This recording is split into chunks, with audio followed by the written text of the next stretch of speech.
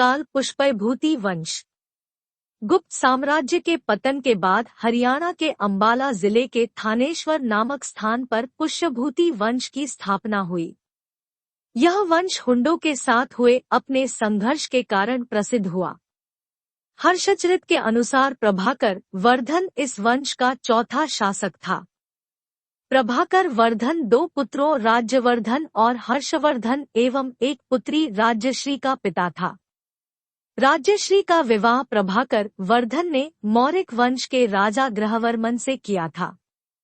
पिता की मृत्यु के बाद राज्यवर्धन सिंहासनारूढ़ हुआ पर शीघ्र ही उसे मालवा के खिलाफ अभियान पर जाना पड़ा, जहां पर सफलता के उपरांत लौटते हुए गौड़ के शशांक ने राज्यवर्धन की हत्या कर दी। हर्षवर्धन 606 से 647 ईस्वी। राज्यवर्धन के बाद लगभग 606 ईस्वी में हर्षवर्धन थानेश्वर के सिंहासन पर बैठा। इसकी जानकारी वाणभट्ट के हर्षचरित से मिलती है। ऐहोल प्रशस्ति से प्राप्त जानकारी के अनुसार हर्ष को बादामी के चालुक्य वंश के शासक पुलकेशिन द्वितीय से पराजित होना पड़ा। वेनसांग 630 से 640 ईस्वी। यात्रियों में राजकुमार, नीति का पंडित एवं वर्तमान शाक्यमुनि कहा जाने वाला चीनी यात्री ह्वेनसांग 630 से 640 ईस्वी के बीच भारत की धरती पर रहा। हर्षवर्धन ने अपनी राजधानी कन्नौज को बनाया। हर्षवर्धन को शिलादित्य के नाम से भी जाना जाता है। इसने परम भट्ठारक मगध नरेश की उपाधि ग्रहण की। हर्षवर्धन एक प्रतिष्ठित नाटककार एवं कवि था। इसने नागानंद, रत्नावली एवं प्रियदर्शिका नामक नाटकों की रचना की। इसके दरबार में वाणभट्ट, मयूर, हरिदत्त एवं जयसेन जैसे लेखक शोभा बढ़ाते थे। हर्षवर्धन बौद्ध धर्म की महायान शाखा का समर्थक होने के साथ साथ विष्णु एवं शिव की भी स्तुति करता था। हर्ष ने लगभग 643 ईस्वी में कन्नौज तथा प्रयाग में 2 विशाल धार्मिक सभाओं का आयोजन किया था। हर्ष द्वारा प्रयाग में आयोजित सभा को मोक्ष परिषद कहा गया। हर्ष ने 641 ईस्वी में एक ब्राह्मण को अपना राजदूत बनाकर चीन भेजा तथा 643 ईस्वी में चीनी सम्राट ले लियांग होआई किंग नाम के दूत को हर्ष के दरबार में भेजा। 646 ईस्वी में एक और चीनी दूतमंडल लीन्य प्याओ एवं वां गहवनत्से के नेतृत्व में हर्ष के दरबार में आया। हर्षवर्धन का शासन प्रबंध स्वयं प्रशासनिक व्यवस्था में व्यक्तिगत रूप से रुचि लेता था। अवंती युद्ध और शांति का मंत्री था। सिंहनाद हर्ष की सेना का महासेनापति था। कुंतल अश्व सेना का अधिकारी था। स्कंदगुप्त हस्तसेना का अधिकारी था।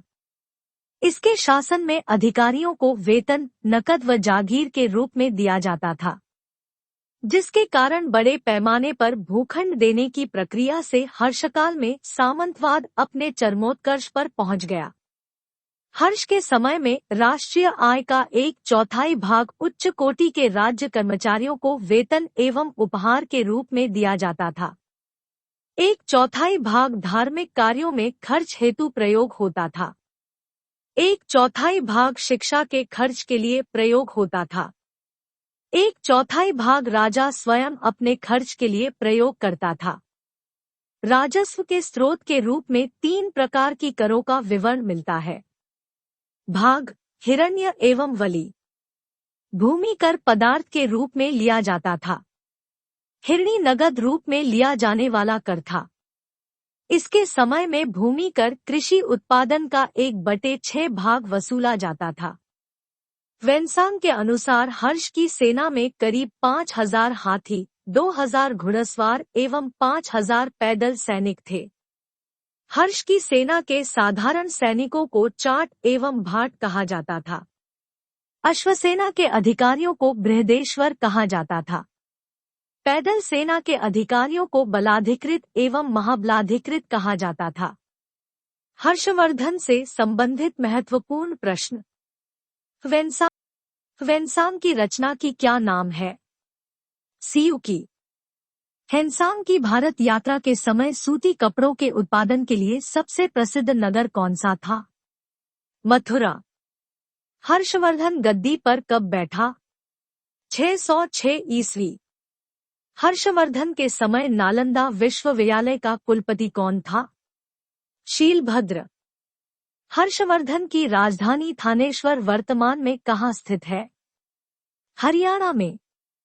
हर्षवर्धन की मृत्यु के पश्चात कन्नौज पर किसका शासन हुआ? यशोवर्मन। हर्षवर्धन का राजदरबारी कवि कौन था? बाणभट्ट। हर्षवर्धन और पुलिकेशन द्वितीय के मध्य हुए संघर्ष की जानकारी कहाँ से प्राप्त होती है? ऐहोल अभिलेख से। हर्षवर्धन अपनी धार्मिक सभा कहाँ किया करता था? प्रयाग में। हर्ष ने अपनी राजधानी थानेश्वर से कहाँ स्थानांतरित की? कन्नौज। हर्षचरित किसके द्वारा रचित है? बाणभट्ट। हर्ष के शासनकाल में उत्तर भारत का सबसे महत्वपूर्ण शहर कौन सा था? कन्नौज। सर्वप्रथम हर्षवर्धन ने कन्नौज में बौद्ध धर्म सभा का आयोजन कब किया? 643 ई। सकलोत्तरार्धनाथ किसे कहा गया है हर्षवर्धन को? वर्तमान में कन्नौज किस प्रदेश में स्थित है? उत्तर प्रदेश में। राजतरंगिणी नामक ग्रंथ किसने लिखा? कल्हण ने। बंगाल का कौन सा शासक हर्ष के समकालीन था?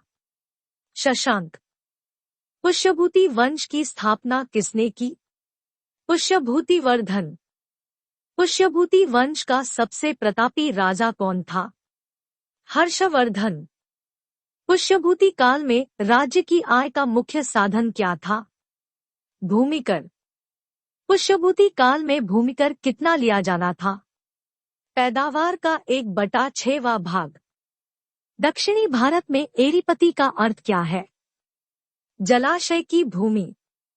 चीनी यात्री ह्वेनसांग किसके समकालीन था? हर्षवर्धन के। गुप्त वंश के पश्चात उत्तर भारत में बड़े भाग का पुनर्गठन किसने किया? हर्षवर्धन ने। कुंभ के मेले का शुभारंभ किसने किया? हर्षवर्धन।